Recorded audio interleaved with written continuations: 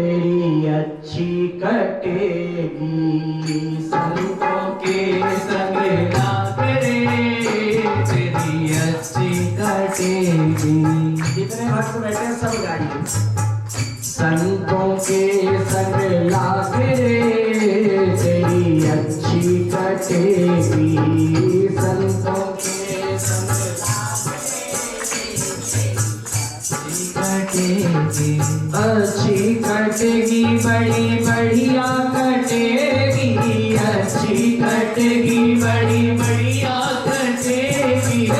संतों के संग लाग रे तेरी अच्छी कटेगी, संतों के संग लाग रे तेरी अच्छी कटेगी। हाँ, संतों के संग लाग रे तेरी अच्छी कटेगी, संतों के संग लाग रे तेरी अच्छी कटेगी। एक महात्मा जी थे, वो महात्मा जी रोज महाराज एक माता जी के यहाँ भिक्षा लेने जाते थे, और भिक्षा लेने के लिए जाते तो वो माता जी कुछ नहीं देती थी। वो माता जी क्या करती, गाली देती महात्मा जी, गाली।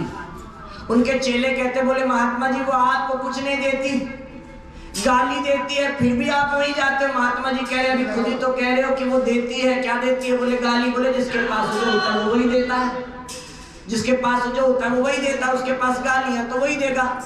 जिसके पास तारीफ भरे शब्द होंगे वो तारीफ करेगा, जिसके पास बुराई करने का काम है वो बुराई करेगा। परमात्मा ने सबको काम सौंपा हुआ है, सब अपना अपना काम कर रहे हैं। हाँ, एक आश्रम के सामने दूसरा आश्रम था, उस आश्रम का महंत इस आश्रम के महंत को गाली देता था। चेले कहते गुरुजी जब वो गाली देता है बहुत गुस्सा आता है। गुरुजी ने कहा ना किया करो गुस्सा, बैठ जाओ। एक दिन महाराज एक शिष्य आया नया नया, वो पहुंच गया उस आश्रम के अंदर, और गुरुजी को, वो जो गुरुजी थे उनके पास जाकर बैठा। बोले आप महात्मा हैं और आप महात्मा होकर उन महात्मा जी को गाली देते हैं, अच्छा लगता है? उन्होंने कहा जी वो तो मेरे गुरुजी हैं, वो जो गाली देता वो कहता जी जिनको मैं, वो तो मेरे गुरुजी हैं। बोले अपने गुरु को गाली देते हो, शर्म नहीं आती? बोले जी ये ड्यूटी तो उन्होंने ही लगाई हुई है मेरी, ये ड्यूटी उन्होंने ही लगाई हुई है कि गेट के बाहर बैठ जाओ और गाली देता रहे मुझे, ये ड्यूटी मेरी उन्होंने ही लगाई। बोले क्यों लगाई? बोले ये तो मुझे समझ नहीं है, मैंने लाख बार पूछा पर गुरुजी ने कभी नहीं बताया। गुरुजी कह देता रहे, देता रहे। अब महाराज एक आया, कहने लगा गुरुजी मैं उनके पास गया था, वो तो कह रहे हैं आप ही ने उनकी ड्यूटी लगाई, वो आपके चेले हैं। बोले और क्या? बोले तो गुरुजी आपने ऐसी क्यों लगा रखा, उनकी गाली की ड्यूटी क्यों लगा रखी है? बोले जितने कच्चे बच्चे होंगे वो इसी की गाली सुन के चले जाएंगे, इधर उधर की बात सुन के चले जाएंगे, वो आश्रम में आएंगे ही नहीं। जो इधर उधर की बातें सुनकर विश्वास करने वाले लोग हैं, ये बड़े खतरनाक होते हैं। इनका अपना अनुभव कुछ नहीं होता, इसकी सुन ली, उसकी सुन ली, इसकी सुन ली, उसकी सुन ली और चरित्र बना लिया, हाँ ऐसा है जी, ऐसा होगा। और ऐसे लोग कहीं नहीं जाते, ना खुद कहीं जाते, ना किसी को जाने देते। तो महाराज वो जाते थे महात्मा जी के पास, महात्मा जी को माता जी रोज गाली देती। शिष्य कहते मत जाया करो महात्मा जी वहां पर। महात्मा जी ने कहा नहीं मुझे जाना है। महात्मा जी खींचे रहती थी, उनके कोई पोता नहीं था, कोई संतान, बेटे के कोई बच्चा नहीं होता, बड़ी खींची रहती थी। जगह जगह मंदिरों में जाकर मत्थे टिकाए थे लेकिन कुछ फल नहीं मिला, बड़ी नाराज रहती थी भगवान से। महात्मा जी भी रोज बड़े कौतुकी, रोज वहीं जाते थे और कहते महाराज भिक्षा दे। माता जी को गुस्सा आता था, माता जी गाली देती थी। एक दिन महाराज कहते महात्मा जी पहुंचे तो माता जी जमीन पर ऐसे वो मिट्टी का लेपन होता है ना, वो कर रही थी, कपड़े से ऐसे होता जिसको बोलते हैं, वो कर रही थी। महात्मा जी आए, महात्मा जी ने कहा भिक्षाम दे। आज तो माता जी का पारा हाई हो गया और महाराज वही कपड़ा, वो जो पोचा था ना, वही फेंक के मारा महात्मा जी के और लगा महात्मा जी की छाती से। महात्मा जी की छाती से लगा तो महात्मा जी ने छाती से वो देखा, उसको छुड़ाया और गए महाराज, ले जाकर टूटी चलाई, पार धोया और धोने के बाद उसको साफ करा, सुखाया, उसकी बारीक बारीक कपड़े की कत्तर बना ली और बारीक बारीक कत्तर बना के फिर उसकी बत्ती बना ली, उसे घी में डुबो दिया और घी में डुबोने के बाद मंदिर में दीपक की तरह जलाते। अब वो कपड़ा बोला, क्या बोला? आहा, जब पोता था मैं बना तो मिट्टी में था सना, है ना। जब मैं कपड़े पर बना हुआ था, पोचा था, तो महाराज में मिट्टी में सना रहता था।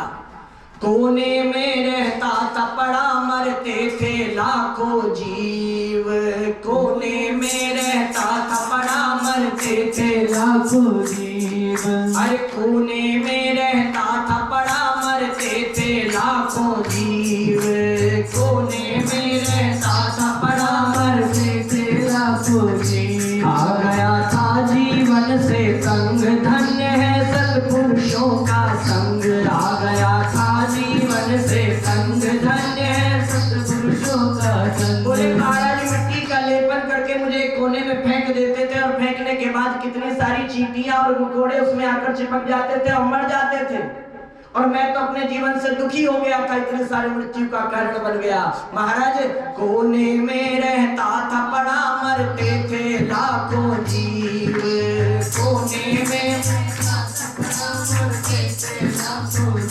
आ गया था जीवन से तंग, धन्य है सत्पुरुषों का संग। आ गया था जीवन से तंग, धन्य है सत्पुरुषों का संग। बदल देते जीवन का ढंग, धन्य है सत्पुरुषों का संग। जीवन का ढंग, धन्य है सत्पुरुषों का संग। संतों के संग लाग रे, तेरी अच्छी लगेगी।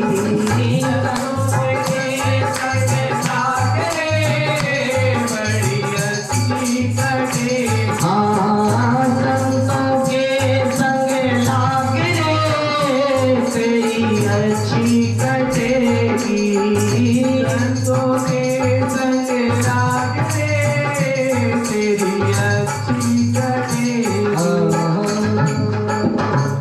तो महाराज गुरुदेव ने कहा कि राम जी को विश्वामित्र जी के साथ भेज दो। अब महाराज अरुण नयन उर बाहु विशाला, नील जलन तनु श्याम तराला। कटि तट पीत कैस बर भाथा, रुचि चाप सायक दौ हाथा। बोले महाराज राम जी और लक्ष्मण जी चले धनुष बाण हाथ में लेकर। आयुध सब समीप के प्रभु निज आश्रम आनी, कंदमूल फल भोजन दीनी भगत हित जानी। बोले महाराज विश्वामित्र जी राम और लक्ष्मण जी को आए लेकर, तो मार्ग में मिल गई ताड़का। कौन मिल गई? जोर से बोलो। अच्छा देखो महाराज, मैं तो इतने दिन से बोल रहा हूँ, मेला गला बैठा है, आपका थोड़ी बैठा है? बोलो कौन कौन मिल गई? हाँ, एक बार दोनों हाथ उठाओ ऐसे, बोलो हे प्रभु। और धीरे बोलो थोड़ा, बोलो हे प्रभु, हम सब आपके दरबार में बैठे हैं, और हम सब मिलकर इस बात का वचन देते हैं कि हम सब खूब जोर से गाएंगे। ठीक है, अब नीचे करना। तो महाराज विश्वामित्र जी चले तो मार्ग में मिली ताड़का, और ताड़का जो मिली तो जैसे ही राम लक्ष्मण जी और विश्वामित्र जी को आते हुए देखा, यही ताड़का के पुत्र हैं सुबाहु और मारीच।